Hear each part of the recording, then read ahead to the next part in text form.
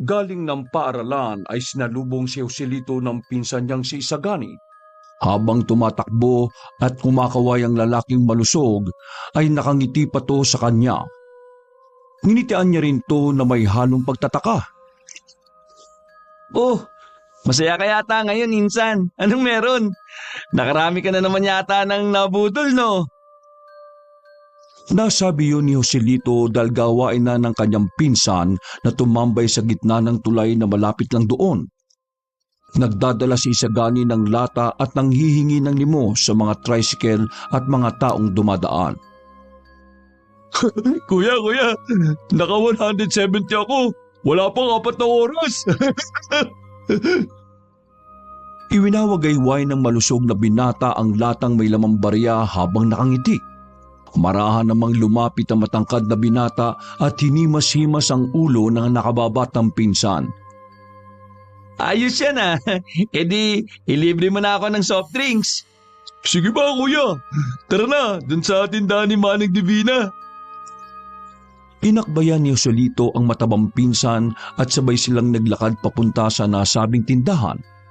Marami pang ikinuwentong kung ano-ano si Isagani pero hindi naman yon pinakinggan lahat na matangkad na binata. Hinayaan niya lang sa pagdakdak ang pinsan. 3 taon man ang agwat ng edad nila. Si Joselito na 20 anyos at si Isagani na 17, close na close naman sila sa isa't isa, katulad ng kanilang mga magulang.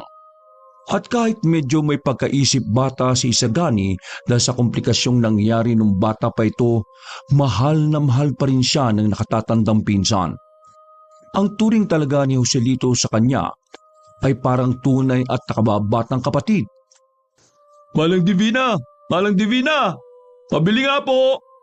Uy, hinaan mo lang ang boses mo, pinsan. Huwag ka magmadali. Ang tagal kasi kuya eh.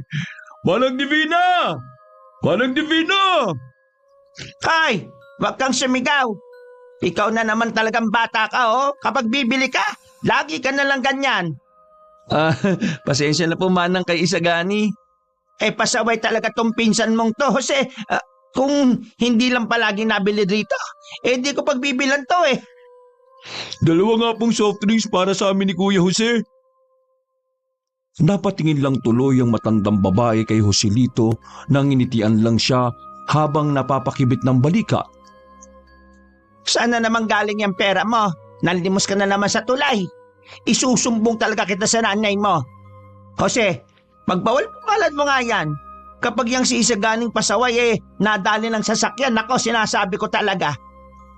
Nako manang, kawawa pong makakadali sa pinsan ko. Sa lusog nitong si Isagani. Nako, puro ka rin talaga kalokohan. Palibasa nakakatikim ka ng libre. Isusumbong kita sa tiyahin mo pag uwi nun. Kayong dalawa. Manang naman, kung kay Tia Tala nga't sa'yo hindi nakikinig yan eh. Sa akin pa kaya. Manang, ang tagal naman po ng soft drinks namin. Una-una ako eh. Manahimik ka dyan at maghintay. Kung ayaw mong tamaan ka sa akin. Napailag na lang si Isagani dahil sa amba ng matandang babaeng tindera, habang ang matangkad na binata naman ay natatawa lang sa kanyang mga nakikita. Pag-alis ni Manang Divina para kumuha ng soft drinks, ay saka kinausap ni Joselito ng seryoso ang pinsang may pagkaisip bata. Insan, sa susunod, huwag kang sigaw ng sigaw kay Manang ha, para hindi ka napapagalitan. Kawawa tayong dalawa kapag nagsumbong yan kay Tita Tala dun sa mama mo. Baka hindi ka na makatambay sa tulay. Gusto mo ba yon? Siyempre hindi kuya. Ayaw kong mawala ng pera no. Ngumiti na lang ang matangkad na binata at eksakto naman ang pagbabalik ni Manang Divina, dala ang 2 babasaging bote ng soft drinks na pinalamig lang sa cooler. Salamat po Manang. Buti ka pa, marunong magpasalamat. Yang pinsan mo, turuan mo yan ha. Insan, narinig mo yung sinabi ni Manang. Mag-thank you ka ha. Salamat po. Parang labag naman sa loob mo yon. Tingnan mo talaga tong batang to, oh. Hindi na natapos ni Manang Divina ang pagsasalita dahil tumakbo na palayo ang malusog na bata. Napailing na lang si Joselito bago harapin ang matandang babaeng tindera. Nagpasensya niyo na lang po Alam niyo naman po na may pagkaisip bata yang si Isagani. Naiintindihan ko naman. Gusto ko lang talaga siyang turuan dahil hindi naman lahat ng taong makakasalamuhan niya katulad mo at katulad ko. Baka mamaya isang araw ikapahamak niya pa yan. Huwag naman sana. Sabay silang napakatok ng 3 beses sa dingding ng tindahan bago ulit magsalita ang matandang ginang. May bagong lipat daw dun sa bakanteng lote. Ang sabi sa akin ni Mosang kanina, magandang lahi raw. Kutis artistahin yung babae. Tapos parang kaidaran mo lang daw. Paano naman ako nadawit, Manang? Ito talaga si Mosang Parang trip na trip yata ako Alam mo naman yung baklang yon. Gwapong-gwapo sa'yo. At ang feeling niya yata ikaw lang ang lalaki dito sa lugar natin Sa bagay, Jose, gwapo ka naman talaga. Matangkad at mabait pa. Ganyan na ganyan ang itsura ng lolo mo nung kabataan namin. Sayang lang talaga't hindi kami nagkatuluyan. Yan na naman kayo, Manang Nangingilabot ako sa inyo. Ay nako, kahit kanina mo itanong sa mga matatandang kaidaran namin, hawig na hawig mo ang lolo mo. Gwapo, matangkad, kayumangge, saka kulot ang buhok. Nako, kung nandito nga lang ang mga apo ko, paliligawan ko yun sa'yo. Ipapapikot kita. Uy, Manang naman. Mangilabot naman po kayo. Teka, mabalik na nga po tayo dun sa bagong salta. Bisitahin mo kaya. Daanan mo kapag may pagkakataon ka para ikaw mismo ang makakita. Kanina lang daw umaga dumating Saka na po siguro. Hindi ko naman priority muna mga ganyan Kung maganda man, bahala sila. Magpo-focus muna ako sa pag-aaral. Dyan naman ako believe sa'yo. Kaya kung buhay pa ang nanay mo, ay matutuwa yun ng sobra. Salamat po. Sige po. Manang, susundan ko lang kasi yung pinsan kong makulit. Baka bumalik na naman sa tulay Ay, sige. Pauwin mo na rin yan, ha? Kumaway lang si Joselito sa matandang babaeng tindera bago maglakad paalis. Maya-maya pa ay naabutan na nga niya ang matabang pinsan at sinabayan na ito pauwi. Habang naglalakad sila, ay eksaktong nasa lubong na magpinsan ang kanilang lolo at katulad ng sinabi ni Manang Divina kanina, kahawig nga to ni Joselito. Matandang version lang. Dahil tuloy doon, ay napatingin saglit ang kulot na binata sa kanyang lolo hanggang sa ma-realize niya ang mga similarities nila lalo na sa physical appearance. Lolo Marlito! Pagkaway ni Isagani ay masayang ipinakita ng matandang lalaki ang mga bitbit niyang pinamili pa sa bayan. Kaagad lumapit ang dalawang magpinsan at nagmano kay Lolo Marlito. Lo, ako na po magbubuhat niyan. Ako na rito, Jose. Papabuhat ko na lang to dito sa pinsan mo. May uutos kasi ako sa'yo. Ano po yun? Makikuha na nga muna yung mga kahoy doon kay Inang Luding mo. Kakaubos lang ng gas natin Maggagatong na muna tayo dahil bukas pa ng umaga magdi-deliver yung sa bayan. Sige po, Lo. Pero kunin mo lang yung kaya mo, ha? Para hindi ka mabigatan sa pagbubuhat. Lola naman, parang lalampalampan tingin niyo sa akin Ang laki nitong katawan ko Hindi naman masyado, Jose. Nagtawanan pa ang maglolo bago maglakad palayo si Joselito papunta sa bahay ni Inang Ludeng. Naabutan niya ang matandang babae na nagsasalansa ng mga kahoy kaya tinawag niya to at nilapitan. Nagkaroon sila ng kaunting pag-uusap patungkol sa mga panggatong at makalipas ang ilang minuto ay nagpaalam na siya rito. Habang naglalakad pabalik sa kanilang bahay, ay bigla na lang naisipan ng kulot na binata na dumaan sa dating bakanting lote. Na-curious din kasi siya sa mga sinabi kanina ni Manang Divina. Sabi ni Manang, artistahin daw yung bagong salta, sabi ni Mosang. Ma-check nga kung totoo. Lumiko siya sa mabatong kalye dahil may daan doon papunta sa sinasabing bakanting lote na nasa pinakadulo ng lugar nila. Nang nasa tapat na siya ng nasabing lote, ay eksakto nga na nakita niya ang bagong lipat na tinutukoy ng mga taga sa kanila. Namilog ang mga mata niya pagkakita sa magandang babae. Kutis porselana to. Talagang napaka-perpekto ng balat. Nangungusap ang mga matang may mahabang pilikmata. Matangos ang ilong, mapula ang labi. Malit lang ang hugis ng mukha nito pero bumagay yun sa hubog ng katawan nitong balingkinitan. Sakto ang tangkad. Mahaba ang buhok na nung hinahangin ay mas lalo siyang namangha dahil parang may mga bulaklak na nagbagsakan sa paligid nito. Parang nakakita si Joselito ng Diyos ang bumaba sa lupa. Wow! Ang ganda nga talaga. Hindi lang artistahin, parang Diyosa. Naantala ang kanyang pagsasalita nang hindi sinasadyang mahulog ang mga hawak niyang kahoy na ipanggagatong. Dahil din tuloy doon ay napalingon sa gawin niya ang maladyosang babae. Napaiwas kagad siya ng tingin dito at dinampot ang mga nalaglag na kahoy. Nang bumalik siya sa pagtayo ay nagulat siya sapagkat meron ng kasama ang maladyosang babae. Isang napakakisig na lalaki na kasing tangkad ni Joselito. Porselana rin ang balat. Nangungusap ang mga mata pero ramdam ang bagsik ng tingin nito.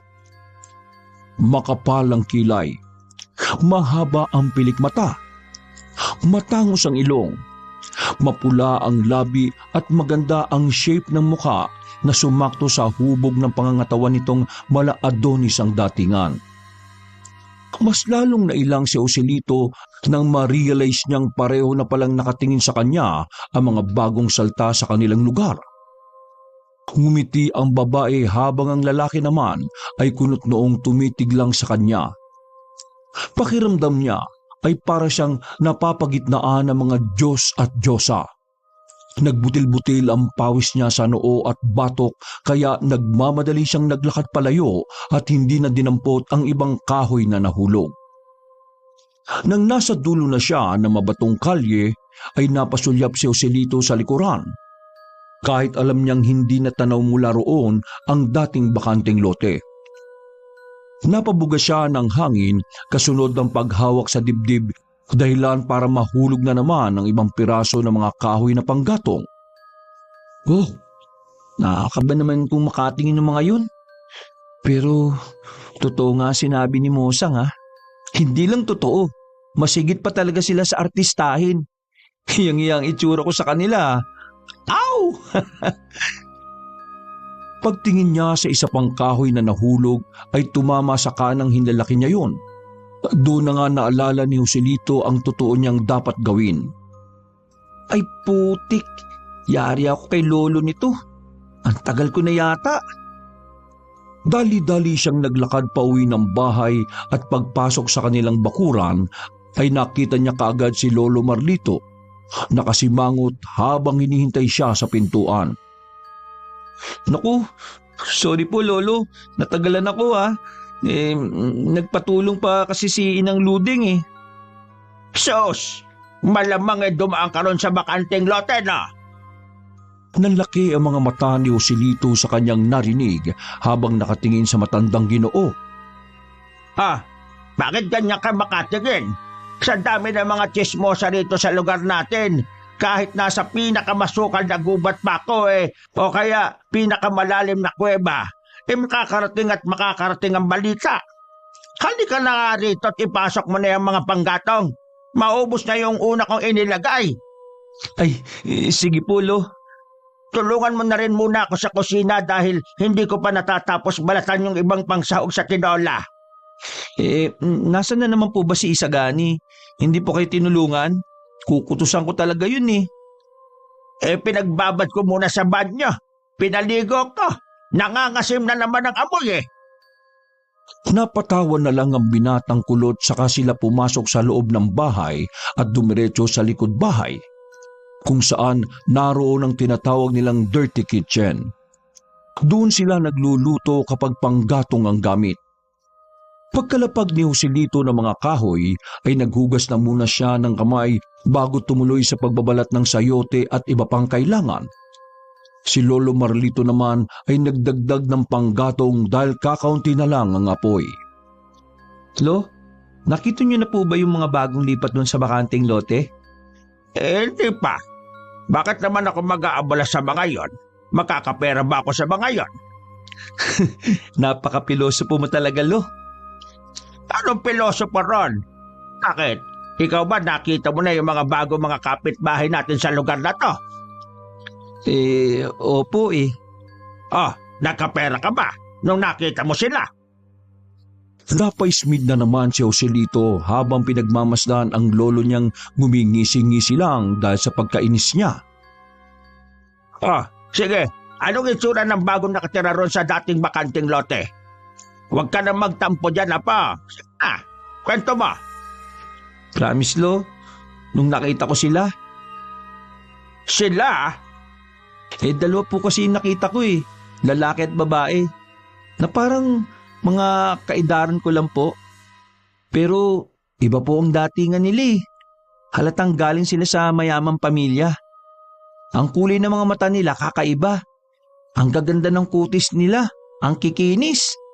Sa madaling salita po, Lo, para silang Diyos at Diyosa. Ganun ko sila madidescribe. Napangat kilay lang ang matandang Ginoo habang nag-check ng kanyang niluluto. Tapos ka na ba dyan sa mga sayote? Ilalagay ko na yan. Pagkaabot ng binatang kulot ng gulay sa kanyang lolo ay muli siyang nagsalita. Sa bagay, Lo, wala po talagang imposible sa mayayaman na maging ganun ang pagmumukha nila, no? Mga taong pinagpala talaga yung magagandang anyo eh. Di ko lang alam kung magkapatid sila o mag-boyfriend o mag-girlfriend. Parang mas eksahirado ka pa magkwento kaysa kay Mosang Ang sabi niya, mga artistahin lang daw. Wala pa nga po yung sinasabi niya eh. Basta po, parang pang out of this world yung beauty nila. Pagkalagay ng Ginoo ng sayote at pagkahalo ay sa kanya tinakpan yon at lumapit sa apo na hinuhugasan na lang ang saluyot na huling sangkap na ilalagay sa nilulutong ulam. Parang may naalala akong kwento niya nung binata pa ako Palaging kinukwento ng nanay at tatay ko. Naikwento ko ba sa'yo yon? Parang hindi pa po. Tungkol po ba saan? Si nanay at tatay kasi noon sumasama-sama yon sila sa pagmimisyon sa mga tribo-tribo. Noong nagpunta sila sa Apayao, may mito o katangkwento raw doon, parang patungkol dyan sa mga taong mukhang Diyos at Diyosa. Pagkatigil ni Joselito sa ginagawa, ay naupo na lang siya sa isang sulok ng dirty kitchen at pinakinggan ang pagkukwento ng kanyang lolo. Noon daw may mga galon talaga sa lugar na yon. Tapos nakikihalubilo sila sa mga tao. Ang paborito nilang pagkain yung kamote o bunga ng gabi. Para po pala silang si Isagani. Paborito niya rin yung gabi, di po ba? Ganun na nga po. Pero balik tayo sa kwento. Paborito talaga nila ang mga tao at nakikisalamuha talaga sila noon. Pero isang araw, ang tawag sa kanila, sa pagkakatanda ko danag. Oo, tama. Danag nga. Danag? Pero isang araw, merong nangyaring hindi inaasahan ng lahat. Habang naglalakad ang isang babae malapit sa bakuran ng danag, nadapa siya at nagkasugat. Lumapit ang lalaking danag. Tapos nun, nakita niya ang sugat. Nagboluntaryo siyang sipsipin ng dugo sa tuhod ng babae. Tapos, ano po nangyari? Dahil sa nasarapan siya sa lasa ng dugo, hindi niya namalayang nasipsip niya lahat yun sa babae. Kaya, matay yun. Kitang-kita ang pagkagulat sa mukha ng binatang kulot matapos marinig ang sinabi ng kanyang lolo. Kung naubos po yung dugo ng babae at namatay po yun, paano niya po itinago yung katawan nun? Ginawa niyang pataba sa tanim nilang gabi. Ay, grabe naman po yun. Parang bigla po akong natakot kumain ng gabi, lolo. Simula noon, nang masarapan ng lalaking danag, sinabi niya sa mga kasama niya at na makatikim din sila ng dugo ng tao, doon na nagsimula ang pangangaso nila ng tao tuwing gabi. Para po pala silang mga vampira, no? Yung katulad sa ibang bansa na napapanood ko, yung mga alagad ni Dracula. Ang tanda kong sabi ni nanay at tatay sa akin noon, ayon sa kwento ng mga taga roon sa napuntahan nilang tribo, yun nga raw ang tinuturing na vampira ng Pilipinas. Totoo po ba yung mga vampira? O kahit mga aswang? Parang hindi naman po totoo, lo eh. Naniniwala ka pa nga sa mga engkanto at iba pang laman lupa. Naririnig pa kitang nagtatabi-tabi po tapos hindi ka naniniwala sa vampira at aswang? Kasi po, lo, di ba nga may mga kwentong panakot lang yun nung panahon ng mga Kastila? Sabi po yan sa history subject namin. At saka mahirap din pong paniwalaan kasi hindi pa naman ako nakakakita eh. Aba, at hintayin mo pa talaga makakita ha? Hindi na halos natapos ng matandang lalaki ang pagsasalita dahil biglang dumating si Isagani na humihimas-himas pa sa malaki nitong tiyan. Lo, hindi pa po luto ang ulam? Nagugutom na talaga ako eh. Gutom na pala ang tababoy kong apo ah. Mag-ayos na kayo ng lamesa, kakain na tayo. Natatawa na lamang na lumapit si Joselito sa nakanguso niyang pinsan. Magkatulong silang nag-ayos sa mga gamit sa mesa at ilang minuto pa ang lumipas ay sabay-sabay na nga silang nagapunan. Pasado 8:30 ng gabi nang matapos magpakain ng alagang asong si Kulit at maghugas ng pinagkainan ay dumiretso na kagad si Joselito sa banyo para makapaghilamos na ng kanyang katawan. Nang matapos na, pagpasok niya sa kwarto nilang magpinsan ay nadinig niya kagad si Isagani na humihilik ng malakas. Lala, paano kaya ako makakapag-aral nito? Grabe talaga makahilig tong si Isagani oh.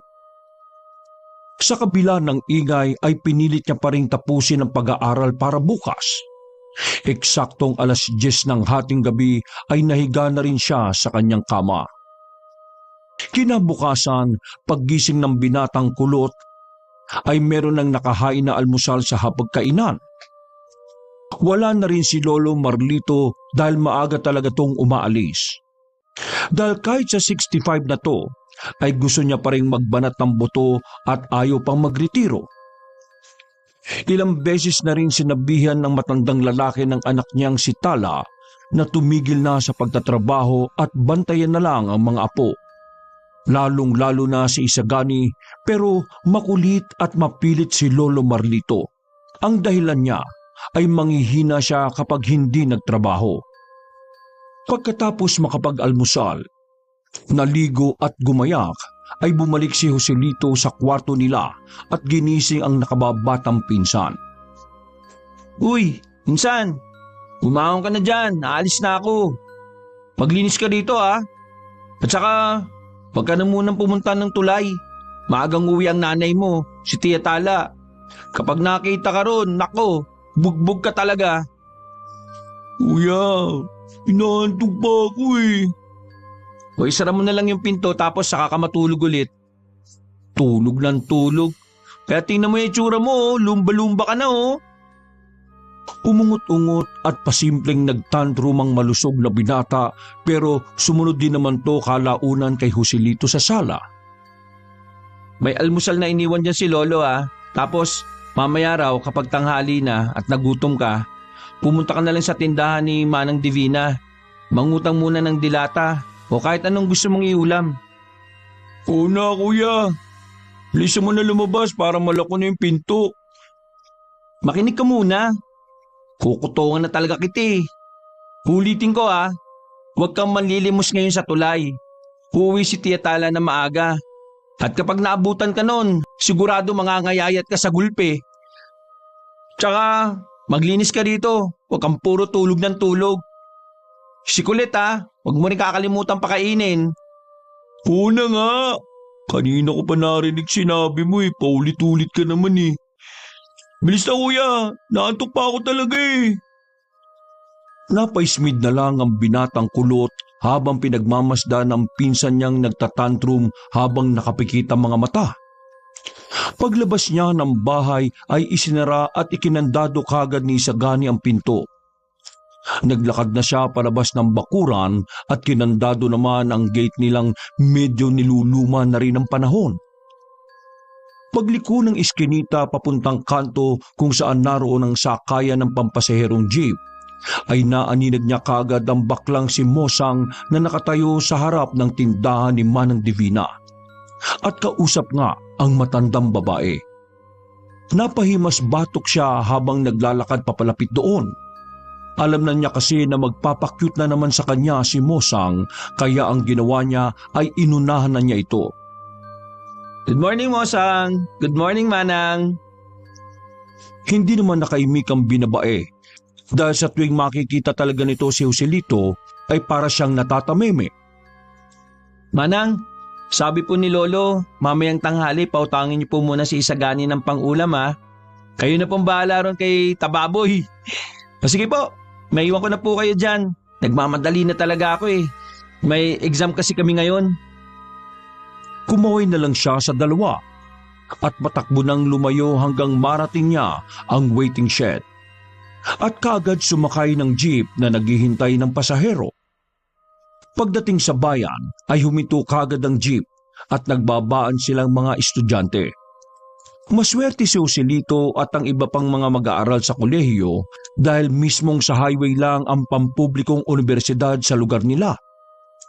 Pagpasok niya pa lang sa classroom ay tsismisan na kagad ng mga kaklase niya ang maririnig. Wala pa kasi ang guro at medyo maaga pa kaya nagdadaldalan muna ang karamihan sa halip na mag-review para sa exam. Narinig nga ni Joselito ang creepy na balita patungkol sa mga hayop na mga namamatay sa iba't ibang bahagi ng kanilang lugar. Ayon sa isa niyang kaklase na si Philomena, higit 1 linggo na raw na maikinukwento ang tatay niyang pulis patungkol sa mga hayop na mga namamatay. Pare-pareho lang daw ang uri ng pagkamatay. Pusang dugo sa loob ng katawan ng tao at tuyot na parang sinipsip ng vampira. Pagkadinig sa mga kwentong yon, ay sumagi kagad sa isip niya ang patungkol sa kinuwento ni Lolo Marlito. Ang mga danag na naninipsip ng dugo ng tao.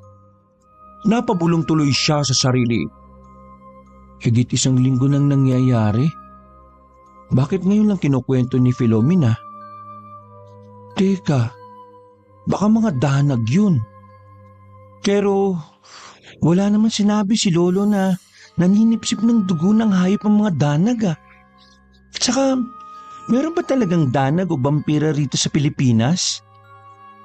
Katang-isip lang naman yun eh. Ay nako, ano ba itong mga pinag-iisip ko?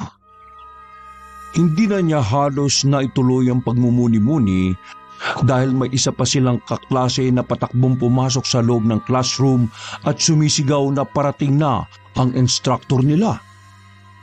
Lahat sila ay nag-ayos na ng mga pwesto at pagpasok ng instructor sa loob ng silid-aralan ay para silang mga grade school na nagbe-behave.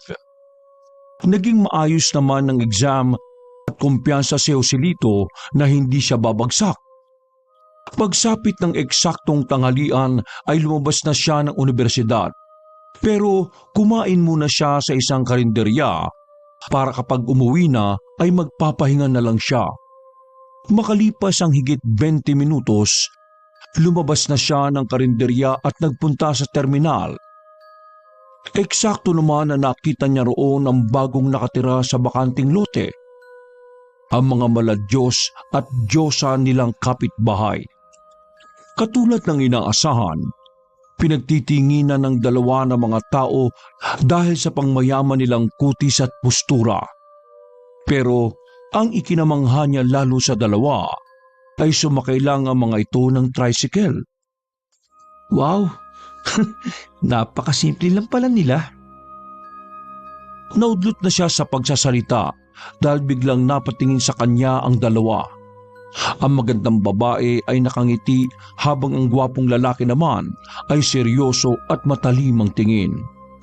Napaiwas siya ng tingin at nagdire-diretso na lang sa jeep na sasakyan dahil sa pagkailang. Grabe naman kung makatingin yung lalaki. Para kung kakainin ng buhay.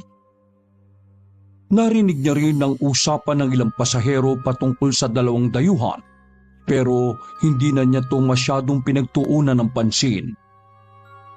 Eksakto 1:00 ng tanghali ay pumara ng jeep si Joselito at kaagad bumaba sa arko.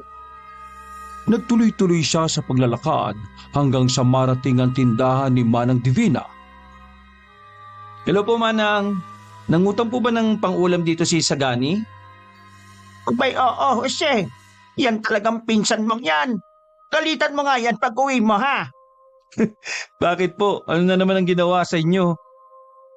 Kinausap ko, pinangaralan sa pagiging pasaway niya. Ngayon, tinakasan na naman ako pagkakuha ng 2 sardinas na kinuha niya. Sige po, pagagalitan ko. Teka, 2 sardinas ang inutang? Oh, hindi raw siya mabubusog sa isa eh. Sige po, salamat. Ako na pong bahalang kumausap pag uwi ko sa bahay. Yung bayad po pala, mamaya na lang pagdating ni Lolo, ha? Sige po, uwi na po ako. Salamat po ulit. Pakbang napalayo si Jose nang bigla siya ulit tawagin ng matandang babae dahilan para mapalingon siya ulit dito. Oh, bakit po, Manang? Balitaan mo na ba, ha? Kakukwento lang ni Mosang sa akin kaninang umaga yung nakita mo kami. O ano pong problema? Mukhang may nasagap na naman kayong chismis, ha? Eto na nga. Galing daw siya ng mga kasyoso niya sa talipapa doon sa supplier nila ng mga manok. Ilang manok daw doon ang nakitang hindi ordinaryong pagkamatay lang, ha? Naisip kagad ng binatang kulot ang kinukwento kaninang umaga ng kaklase niyang si Filomena. Tuyot na ang katawan ng mga higit 10 manok. Nangulubot sa pagkatuyot. Walang dugong natira. Nakto, may vampiro aswang na sa lugar natin. Hindi kaya yung mga bagong kapitbahay natin sa dating kanting lote? Kasi kahapon lang sila dumating dito tapos may ganun na kagad na nangyari. Naku, Manang, delikado yan, ha? Paano nyo naman po naisip ang ganyan? Parang inaakusahan nyo na yung mga taong yun nang wala man lang pruweba. Baka po mamaya kumalat ang maling impormasyon na yan. Hindi naman ako ang nakaisip noon kundi si Mosang. At saka may punto naman siya, di ba? Sa ganun kagagandang mga itsura, malamang may mga tinatagong baho yun. Napaisip din si Joselito sa sinabi ng matandang babae dahil medyo tugma naman to sa ikinukwento ni Lolo Marlito patungkol sa danag. Pero nang maalala niya ang tungkol sa pagsipsip ng dugo ng hayop at ayon din kay Filomena, 1 linggo na nangyayari ang lahat kaya bumwelta rin siya kay Manang Divina. Naikwento na rin kanina sa amin ng kaklase ko tungkol po dyan. Ang sabi po almost 1 week na raw may reklamo tungkol doon kaya parating imposible naman po ang sinasabi ninyo. Dahil kalilipat lang po ng mga nandun sa dating bakanting lote yung mga yun eh. Ay, ganun? Opo, ang tatay niyang pulis ang nagkukwento sa kanila kaya sure akong legit po yun. Kaysa sa haka-haka ni Mosang, no? Ay, nako. Puti at sinabi mo kagad yan. Maniniwala pa naman ako kay Mosang. Mamaya nga pagpunta nun dito sasabihin ko sa kanya yung kinwento mo. Napangiti na lang ang binatang kulot bago magpaalam sa matandang babaeng tindera. Pagdating sa kanilang bahay ay naabutan na naman niyang natutulog ang nakababatang pinsan sa sala, pero hinayaan niya na lang ito. Masaya rin siyang sinalubong ng alagang aso, kaya saglit niya tong binitbit at hinimas-himas sa ulo bago ibaba ulit. Pagkatapos ay ikinandado niya muna ang pinto bago nagtuloy-tuloy sa kwarto para makapagpahinga kasama ang kanyang aso. 5:00 ng hapon ay nagising siya dahil sa kalabit ni Isagani. Marahan siyang bumangon habang kumakamot ng ulo. Oh, bakit? Nandiyan na si Tia Tala? Wala si nanay ko, pero si Lolo nandiyan na. Pinagigising ka sa akin eh. Punta mo na lang daw sa dirty kitchen. Kahit inaantok pa ay nagtungo na kagad si Joselito sa dirty kitchen, kung saan ay naabutan niya ang lolo niya na naghahanda na ng ulam para sa hapunan nila. Olo, akala ko po uwi si Tia ngayon. Bakit kayo lang po? Mamaya ko na sasabihin, Jose. Pasensya na at pinagising kita. Papakuha kasi ako ulit ng mga kahoy kina inang Ludeng mo. Nakausap ko naman na yung kanina. Yung gasol kasi, hindi pa narating. Wala raw ang driver na maghahatid. Sige po, Lo. Matapos makapaghilamos at makapagpalit ng maayos na damit, ay dali-daling nagtungo ang binatang kulot sa bahay ni Inang Ludeng. Katulad kahapon ay naabutan niya ang matandang ginang na nagsasalansa ng mga kahoy. Matapos niya itong matulungan, kumuha kagad siya ng sapat na kahoy para sa panluto nila. Pag-uwi ay naisipan niyang umikot ng daan kung saan tatagos papunta sa dating bakanting lote na ngayon ay may nakatira na. Dahil umikot siya ng daan, kaya nakita niya ang likurang bahagi ng bakanting lote na bigla niyang ikinagulat. Puno na kasi ng talim na gabi ang likod na bahagi, kaya sumagi kagad sa isip niya ang tungkol sa danag. Sabi ni Lolo, sa kwento niya mahilig ang mga danag sa gabi. Yaks. Nagpatuloy siya sa paglalakad hanggang sa marating ang harapang bahagi ng nasabing lote. Pero natigilan siya at nahulugan na naman ng kahoy matapos makita ang makisig na lalaki na nakatayo sa harap ng sirang gate habang seryosong nakatingin sa kanya. Napalunok siya ng laway habang marahang dinadampot ang mga kahoy na nahulog. Nang makumpleto na ang lahat ay mabilis siyang naglakad, pero natigil din kaagad nang biglang magsalita ang gwapong lalaki. Kahapon pa kita napapansin dumadaan dito. Nasa pinakadulo naman ng bahay namin. Ano bang kailangan mo Ho? Ako ho? Oo, ikaw. Anong kailangan mo? Kailangan ko? Nanghingi ho ako ng mga kahoy na panggatong kina Inang Ludeng. Wala naman ako nakikitang bahay sa pinakadulo ng pinanggalingan mo Parang umikot ka lang para matyagan ang bahay namin. Hindi na makaimik si Joselito sapagkat biglang tumalimang mata ng makisig na lalaki at napansin pa nga niya ang pag-iba ng kulay ng mga mata nito. Doon na niya naisip na baka tama nga ang kwento ng lolo niya na isang danag ang mga nakatira ngayon sa dating bakanting lote. Kaya bigla siyang nangilapot at tila nabato sa kanyang kinatatayuan. Gusto ko lang makumpirma kung may bago na talaga nakatira dyan sa dating bakanting lote. Nakita mo naman na kami kahapon di ba? Bakit bumalik ka pa ngayon? Gusto mo bang… Anak, tumigil ka nga dyan sa panandakot mo na naman. Sabay na napalingon sa magandang babae sina Joselito at ang makisig na lalaking tinawag na Alab. Nang nasa tabi na ni Alab ang magandang binibini, ay sakayon ngumiti kay Joselito. Pagpasensyaan mo na tong kakambal ko Ganyan lang talaga siya kung magsalita at tumingin. Parang mangangain ng buhay. Bakit parang kasalanan ko pa, Luntian? Alab, Mauna ka nang pumasok sa loob. Hindi ka dapat ganyan makitungo. Kabago-bago lang natin dito eh. Pasensya ka na ulit ha.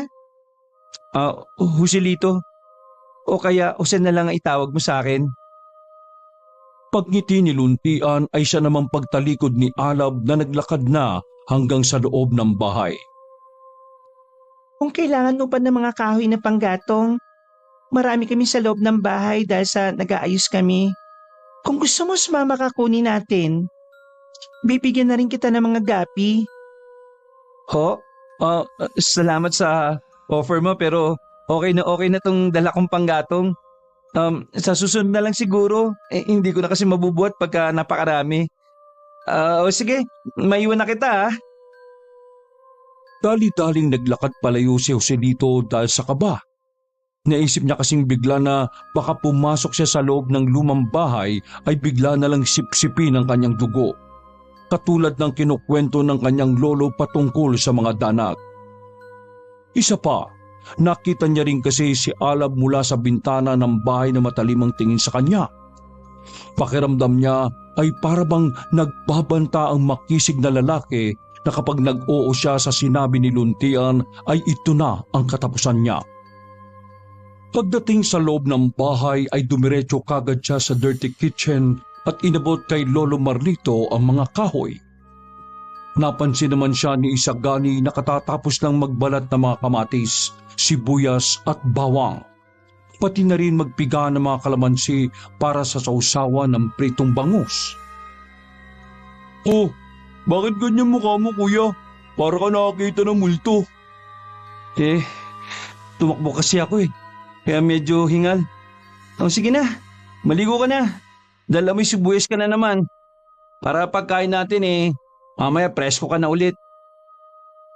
Nagkibit-balikat lang ang malusog na binata bago pumasok sa loob ng bahay para sundin ang utos sa kanya. Nang mawala na sa paningin ni Joselito ang pinsan, ay sa kanya pinalingan si Lolo Marlito na abala sa pagpiprito at paglalagay ng gatong. Lo, may tatanong sana ako about purun sa nakwento mo sa akin kagabi. Yung tungkol sa danak. Opo. Anong tanong mo?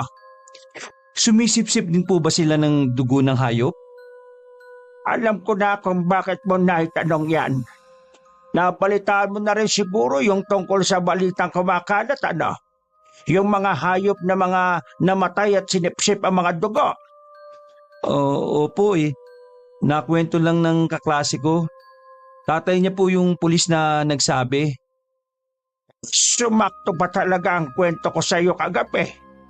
Kung iniisip mong danag ang may gawa, imposible yon dahil ang layo-layo natin sa Apayao. Kwentong katatakutan lang nila yon. Kumbaga alamat sa panahon natin. Ganun po ba? Sa palagay ko mga negosyante lang din ang mga gumagawa niyan. Nagsisiraan sila pati tuloy yung mga taong walang kamuwang-muwang nadadamay.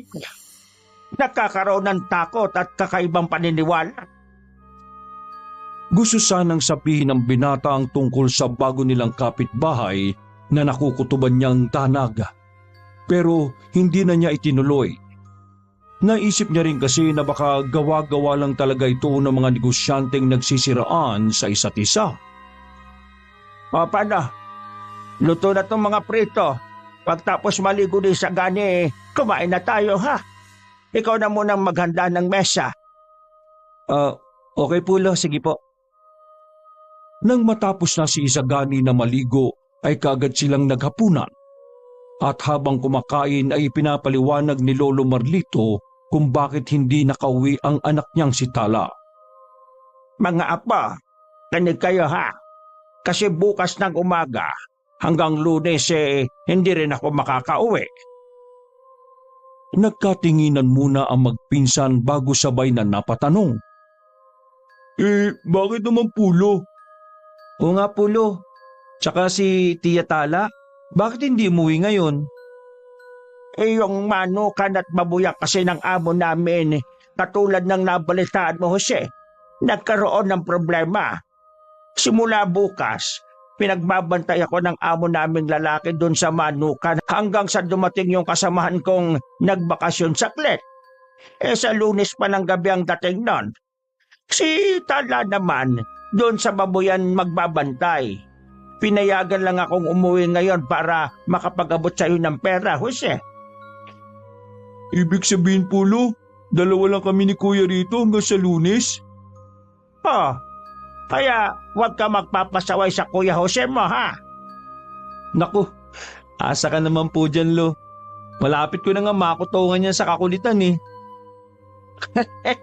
Para ka rin tatay mo, Jose.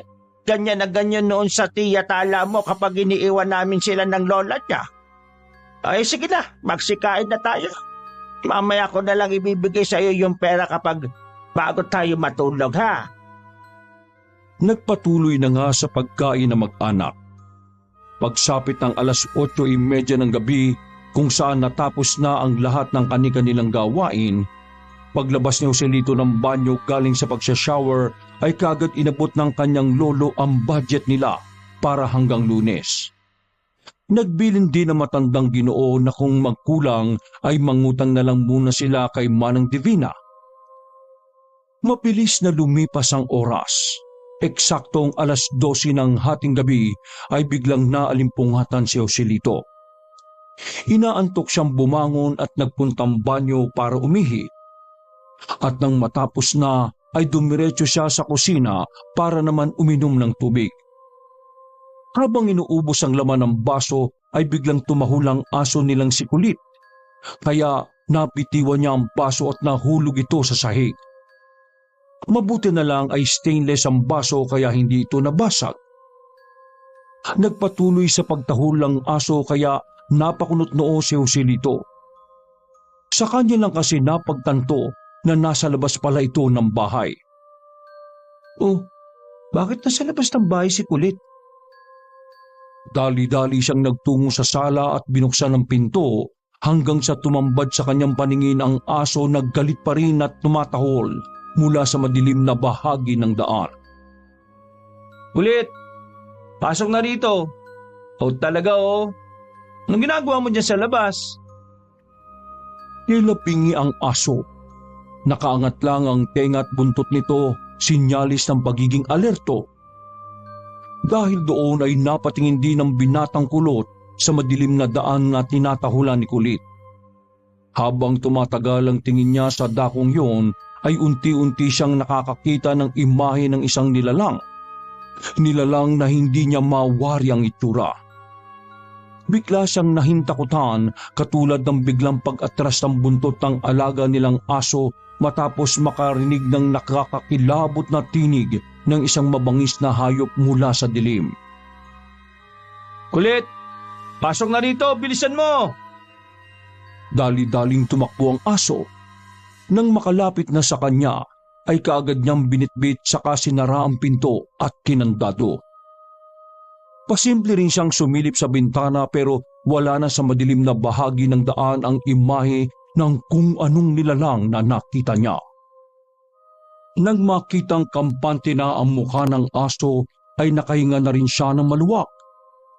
Subalit muling namuo ang takot sa kanyang puso pati na rin ng aso matapos makadinig ng nakakapangilabot na alulong ng aso mula sa hindi kalayuan.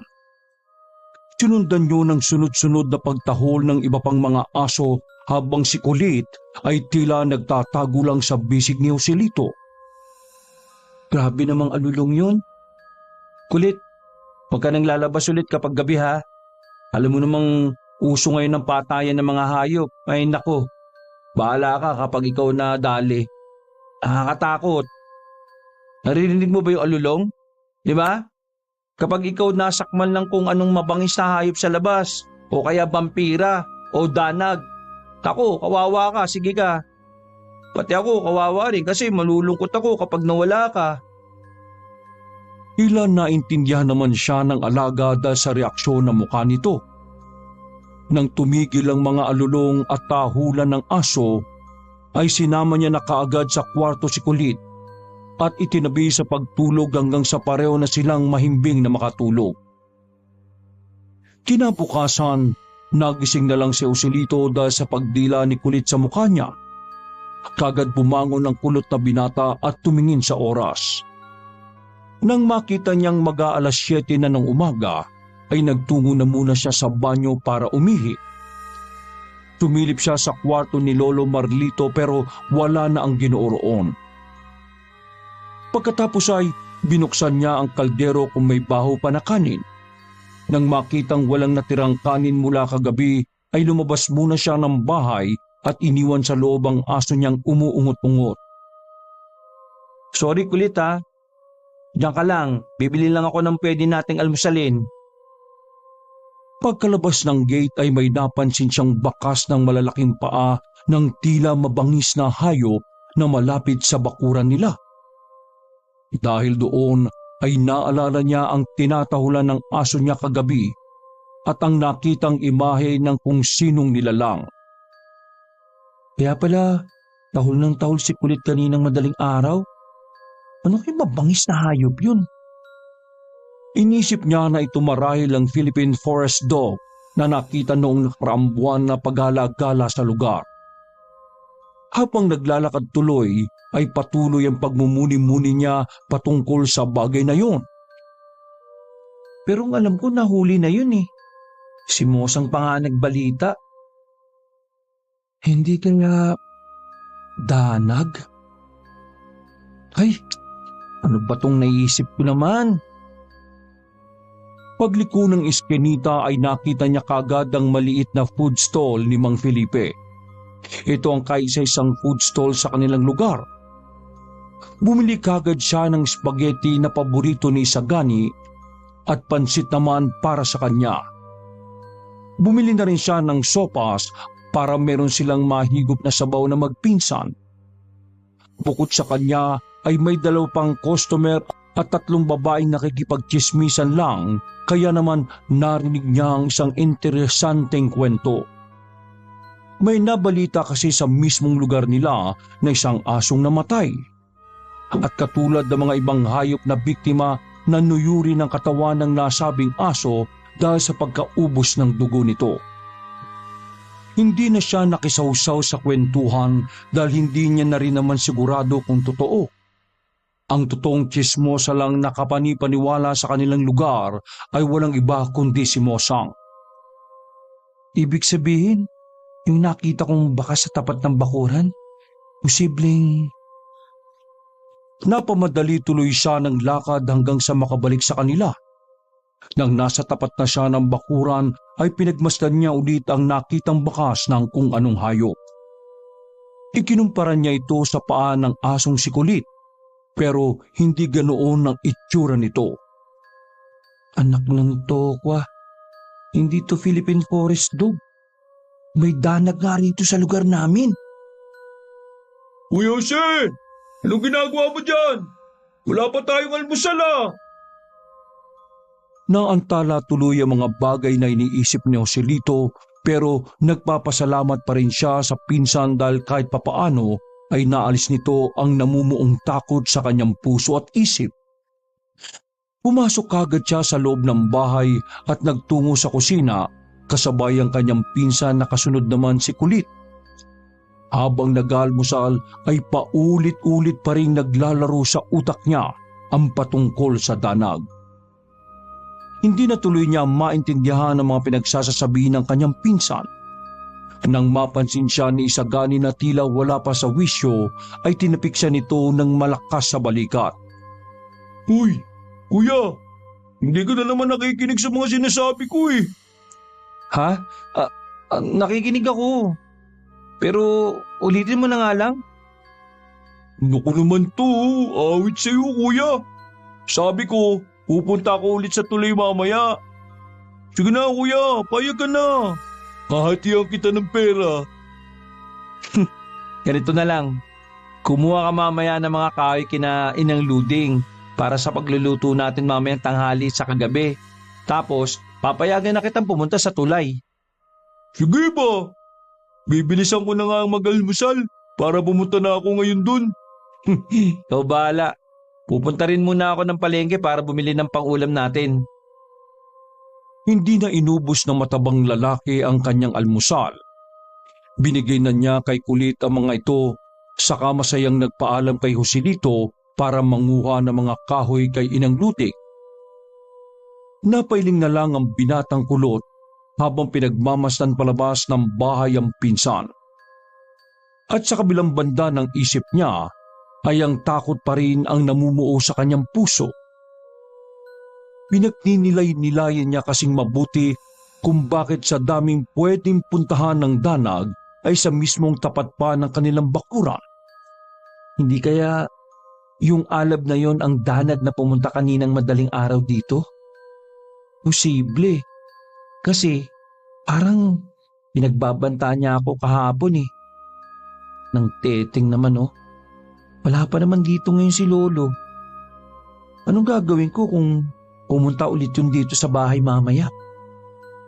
Dahil sa mga naisip ay nawalan na rin siya ng ganang kumain. Nilagay niya ang natitirang pansit sa pagkainan ni Kulit na sarap sa dami ng kanyang pagkain. Pagkatapos noon ay nagtungo na siya sa banyo para maghilamos at mag-ayos ng sarili.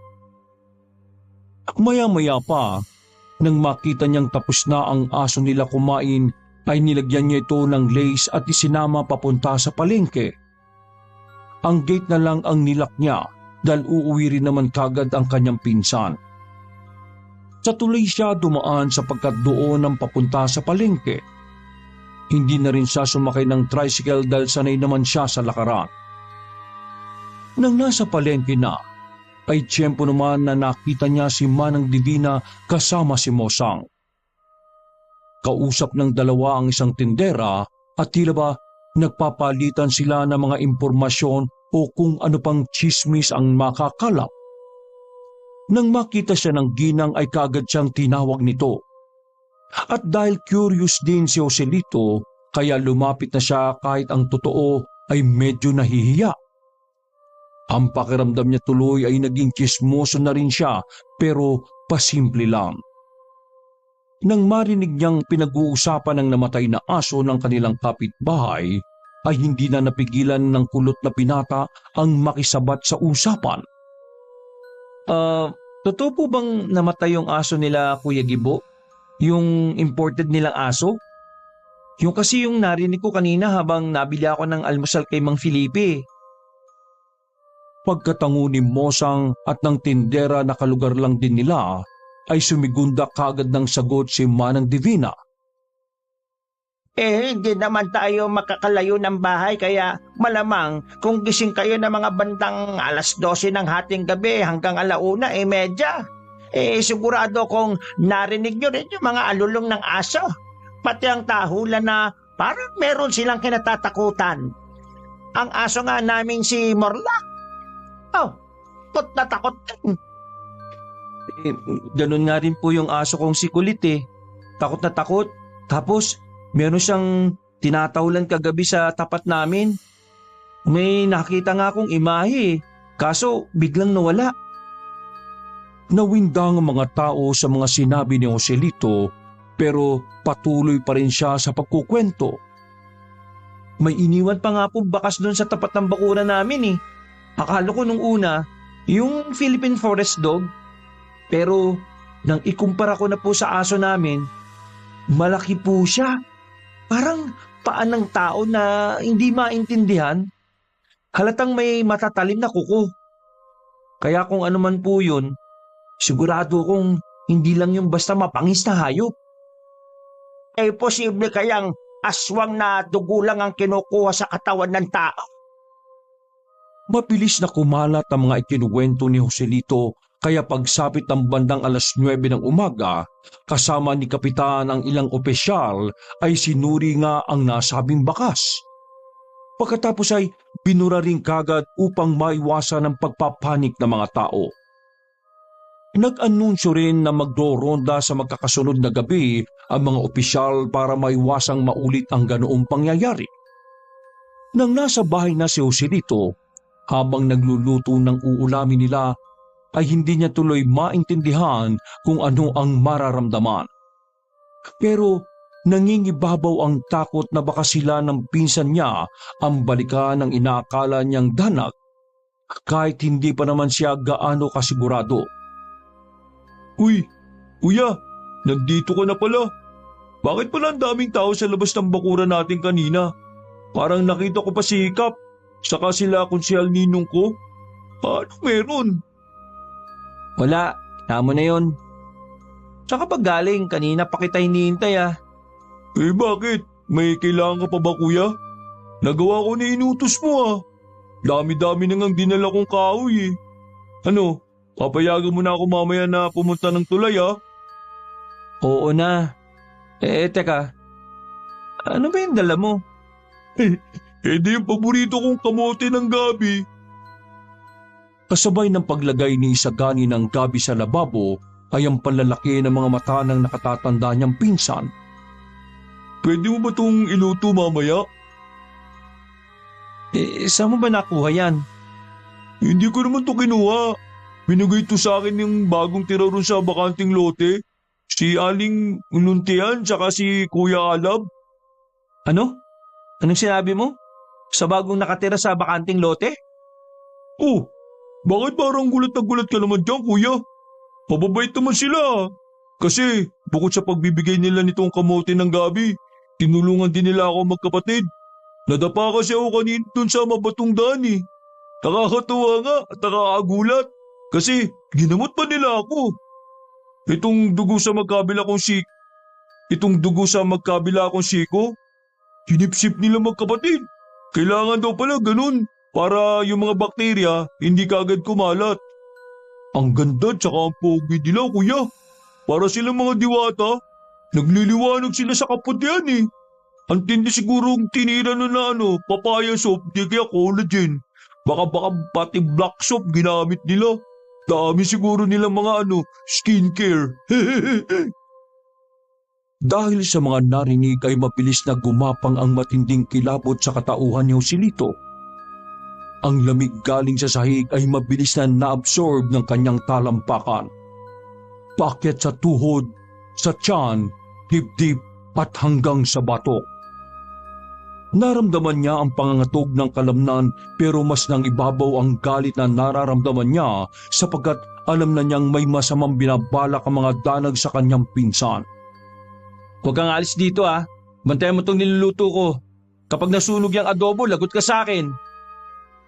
Nakita pa niya ang takot na reaksyon ng kanyang pinsan bago siya magtungo sa tinitirhan ni Luntian at Alab. Dahil mapuno sa bahaging yon, kaya naman kahit tirik na tirik ang araw ay malilim pa rin at mahangin. Naabutan niya si Alab na nakatayo na naman sa sirang gate na tila nagmumuni-muni habang nakatingala. At kahit may takot na nararamdaman, ay nilabanan niya yon para maharap ang posibleng nagtatangka sa buhay ni Isagani. Hoy, Alab! Anong ginawa niyo sa pinsan ko ha? Anong ginawa? Pinsan mo ba yung matabang yon? Bakit ka nanggagalaiti dyan? Binigyan lang naman namin siya ng gabi kasi paborito niya raw yon. Hindi yun tungkol doon. May ginawa kayong iba sa kanya eh. Ano ba kasi yon? Bakit hindi mo sabihin ng derechahan sa akin? Wala namang makakarinig sa atin dito bakit nagsisigaw ka ng malakas dyan. Naisip mo ba yon, ha? Ang lakas ng loob mong pumunta rito. Alab! Tama na yan! Pagkalapit ng magandang babae sa gate, ay napalingon sa kanya si Joselito na napapakuyom na ng kamao dahil sa pinaghalong galit at takot. Pasensya ka na talaga kay Alab ah. At saka, pinsan mo pala si Isagani. Paborito raw niya kasi yung gabi kaya binigyan ko na. Huwag ka na magpanggap dyan, Luntian. Alam na niya na tinilaan natin ang sugat ng pinsan niyang munggo ang utak. Sabi ko naman sa iyo dapat tinuluyan na natin. Kita mo, hindi niya napigilan ng sarili na ikwento ang ginawa natin. Paano tayo ngayon yan? Tila nabato na naman ang binatang kulot na sinabi ng makisig na lalaki.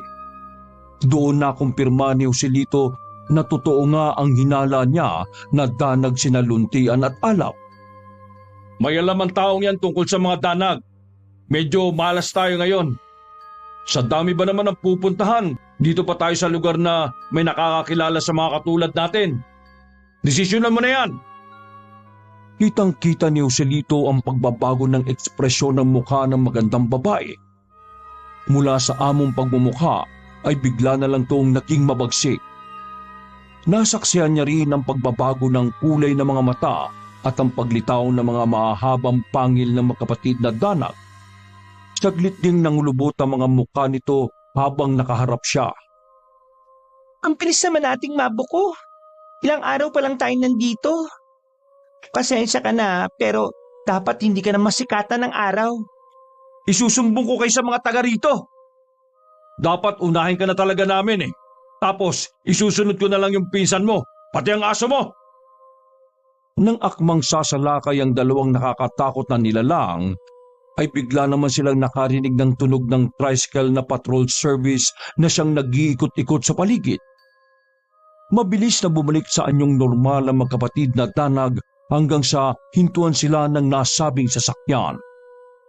Mula roon ay bumaba ang 5 katao.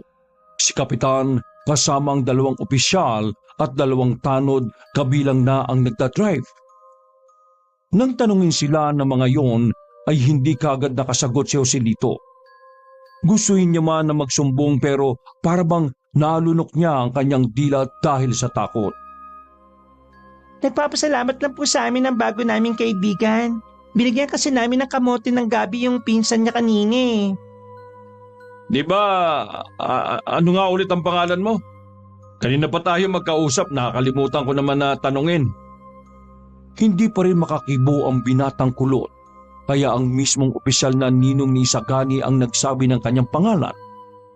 Makalipas ang ilang minuto ng masayang kwentuhan ay umalis na rin kagad ang sakay ng tricycle patrol service. At nang mawala na mga ito sa paningin ni Joselito ay napaluhan na lang siya ng tahimik habang ang buong kalamnan ay nanginginig sa takot. Nagkatinginan naman ang magkapatid na danag habang pasimpleng nagtatawanan. Ikaw pala si Joselito. Ngayong kilala ka na namin. Wala ka ng kawala. Ano, patay na ba natin to, luntian? Para naman may unang biktimang tao na tayo sa lugar na ito. Umay na ako sa hayop eh. Wag! Hayaan natin siyang mamatay sa sarili niyang takot. Pero kapag gumawa siya ng kahit na isang maling hakbang, uunahin kong patay ng lolo niya at tiya. Kilala ko sila. Sila yung mga trabahador doon sa mga pinasok nating babuyan at manukan. Pagkarinig noon ni Joselito ay tuluyan na siyang nilamon ng takot. Para na siyang maiihi sa salawal. Narinig mo naman at malinaw sa iyo ang lahat. Kapag nagsalita ka, uunahin namin ang lolo at tiya mo at ipapakita namin sa iyo ng harap-harapan kung paano sila humiyaw sa sakit at pagmamakaawa. Habang tumatawa ang dalawa ay sabay silang pumasok sa loob ng lumang bahay. Si Joselito naman ay tuluyan ng naihi sa salawal at napaluhod na lang. Matagal bago siya tuluyang nakakilos at pag-uwi niya sa kanila ay hindi niya pa rin maproseso ang mga bagay-bagay sa kanyang utak. Matinding trauma ang nangyari sa kanya na ipinagtaka naman ni Isagani matapos siyang makita. Kuya, luto na yung adobo ah. Ano, kain na ba tayo? 12:00 na oh. Sige na. Mauna ka nang kumain. Wala akong gana. Nagtuloy-tuloy lang si Joselito hanggang sa kwarto at pagkatapos ay doon siya umiyak ng umiyak nang hindi namamalayan ng kanyang pinsan. Ang tanging kasama niya lang ay si Kulit na pinupunasan ng mga luha niya sa pamamagitan ng pagdila. Makalipas ang ilang oras, nagising na lang ang binatang kulot dahil na naman sa kanyang aso. Pagtayo niya ay doon niya lang namalayan na madilim na ang paligid pagkatapos pasado 7:30 na ng gabi. Dali-dali siyang tumayo at nagsindi ng ilaw sa kahinanap ang kanyang pinsan. Sagani! Nasaan ka? Inikot na niya ang buo nilang bahay pero hindi niya natagpuan ang matabang pinsan. Kaya naman nag-alala na siya rito lalo na nang sumagi sa isip niya ang tungkol sa magkapatid na tanag. Dala ng pagkataranta, ay patakbo siyang lumabas ng bahay bitbit ang asong si Kulit. Hindi na niya alintana ang itsura kahit ba medyo basa pa rin ang suot na short at namumugto pa ang mga mata. Pagdating sa tindahan ni Manang Divina, ay naabutan niya roon ng ilang opisyal na kausap ang mismong may-ari ng tindahan. Lumapit siya sa mga ito na halata sa itsura ng mukha ang takot at pag-aalala. Ganyan ang itsura mo. Kang gusgusin. Basa pang saluwal mo. Hika ba? Namumugto rin yata ang mata mo. Teka, umiyak ka ba, Jose? Manang, sisigani po. Hindi ko makita. Kapag ganitong oras, nasa bahay na yun eh. Delikado po siya. Hindi na nakontrol pa ni Joselito ang sarili kaya naman napayak na siya ng tuluyan na ipinagtaka ng mga taong naroon. Niyakap niya lang ng maigpit si Kulit habang umiiyak at nagmamakaawa sa mga kausap. Please po, hanapin niyo ang pinsan ko. Puntahan niyo po doon. Ano pang sinasabi mo, nak? Saan pupuntahan si Isagani? Kung nangyayari? Tulungan niyo po kami. Si Lolo Marlito. Si Tia Tala. Papatayin nila kami lahat. Si Isagani. Sigurado akong ginawa na nila si Isagani. Dahil sa tromang nangyari kanina, ay parang nabalisa at nataranta na si Joselito kaya umiyak na lang siya ng umiyak na eksakto naman na nakita ni Mang Felipe at Mosang nakadarating lang din. Sinabi ng mga to na nakita nila si Isagani. Kani-kanina lang na pumasok sa bahay ng mga bagong tira sa kanilang lugar. Mas lalong naiyak at naglupasay sa taranta si Joselito pagkarinig noon. Napitiwan niya tuloy ang aso na takot din at nagsumiksik sa kanyang paanan. Inuyog-uyog niya ang isang opisyal habang umiiyak at humihingi ng tulong at dahil naman sa inis ni Manang Divina ay nilapitan niya ang binata at sinampal na malakas para magising sa katotohanan. Hoy, yak ka nang iyak. Hindi ka namin maintindihan. Paano ka matutulungan ng mga taong to kung hindi mo sasabihin ng mahinahon? Ayos ka nga, Joselito. Tila nahimasmasan nga ang binatang kulot dahil sa ginawang yun ng matandang tindera, kaya pilit nitong pinigil ang pag-iyak at nagsalita ng marahan. Kapag nagsalita po ko, mapapahamak si Lolo at si Tia. Iyan ang sabi sa akin ng mga danag. Sabay-sabay na napatanong ang mga nakarinig kung anong danag ang ibig niyang sabihin. Pero bago sumagot si Joselito ay nagpasukan muna silang lahat sa loob ng tindahan na kaagad isinara ni Manang Divina. Doon ay umiiyak na isinalaysay ni Joselito ang patungkol sa danag at kung anong uri ito ng nilalang. Kaya nang malaman ng mga tao na ang bagong lipat na sina Luntian at Alab ang danag na nambibiktima ng mga hayop sa lugar, ay kagad silang nagsagawa ng plano. Naitawag din kagad ni Manang Divina at Mosang kina Lolo Marlito at Tia Tala ang tungkol sa bagay na yon. Kaya naman nagpunta sa ligtas na lugar ang mag-ama. Pagkatapos na magplano ay nagsuggest ang konsehal na ninong ni Isagani na magpaiwan na lang sa barangay outpost si Joselito, kasama ng iba pa dahil mapanganib. Kaya lang ay nagpumilit ang binata na kailangang kasama siya sa pagliligtas sa kanyang pinsan. Sa huli ay nagkasundo na silang lahat, kaya kaagad na nagtungo ang higit 15 katao sa bahay ni Luntian at Alab. Pagdating nila sa tapat ng sirang gate ay kaagad sumigaw ng malakas ang kapitan. Habang ang mga flashlight nilang gamit ay alertong nakatapat sa tapat ng bahay. May ilang flashlight na nakatapat sa kanan, sa kaliwa at likod para masigurong walang takas sa mga danag. Lumabas kayo dyan, mga mapanlinlang na danag! Luntian! Alab! Ngayon kayo magmatabang! Hindi niyo ako matatakot dahil nasa ligtas na lugar na ang lolo at tiya ko. Ngayon, ilabas niyo ang pinsan ko! Kapag ginawa niyo siya na masama, aabulin ko kayo kahit makarating pa tayo sa impyerno! Pagkatapos niyang sabihin yon, ay biglang pakalabog na bumukas ang pinto. Iniluwanon si Alab na matipuno pa rin ang pangangatawan pero ang balat at muka ay ibang-iba na ang itsura. Nakakatakot na ang pagkakulubot ng balat nitong nangingintab at ang muka ay parang galit na paniki. Ang yabang mo talaga! Sige, kunin mo ang pinsan mo kung mabubuhay pa kayong lahat! Napahiyaw at napatras sa sakit ni Alab matapos tumama sa kanyang dibdib ang isang pana na gawa sa tanso.